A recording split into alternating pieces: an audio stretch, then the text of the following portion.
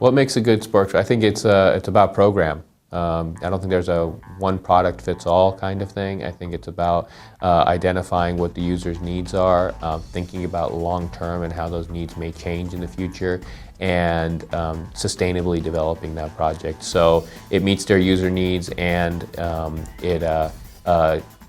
it provides a long-term facility for them that in a year isn't outdated in terms of either materials or sustainability. You know, thinking about the future, whether it's water conservation, energy, materials, resources, all those things that kind of go with it. I think that's what makes a successful project. There's benefits to natural grass and there's benefits to synthetic grass. I think and that's one of the things we take very seriously is we have a programming meeting with all of our clients at the beginning. You know, you always have people that are absolutely set, well, I absolutely have to have synthetic grass, and then other ones that feel, oh, I can never play on that. There's lead in it, there's heat, there's all these issues, scrapes, what if it gets in the stormwater, what if it gets in, my kid's eye, all those things that kind of go into it.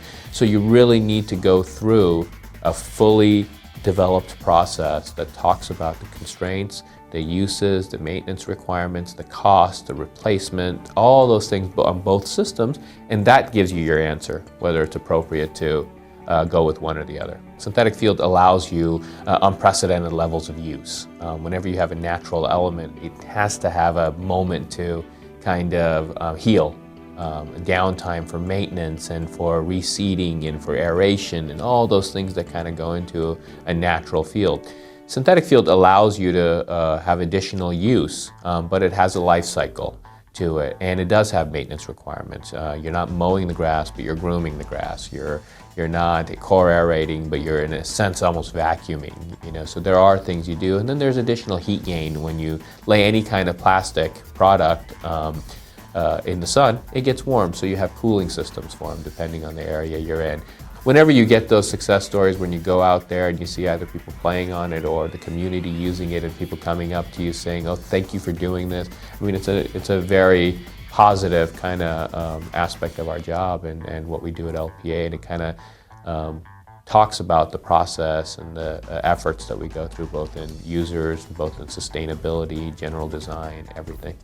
I think it's really important to have a very thorough design process that really takes into account the client's needs, and you don't go into a project with the presumption of design or this is what your project's going to look like. It needs to be an evolution of a process that starts with programming, master planning, all the way through construction and construction administration. So I think that's super important, and I think LPA does that. And then the other aspect is the technical expertise. I think you have to have the technical expertise, and you have to have the experts that do what they do, which is why we have market segments here, which is why we have a dedicated team of sports and recreation experts that this is what they do. They understand the subtle differences of going from a 2-inch fiber to a 2.5-inch fiber, or the G-Max criteria on falls and how going with a sand rubber mix, all rubber mix, or more sand, or coated silica, or any of those other things, how that impacts that and the usability. So I think you have to kind of balance those two, and that's what LPA I think does very well, and our dedicated team of experts I think really do an excellent job of kind of vetting out all those issues and designing a facility that meets a client's long-term needs.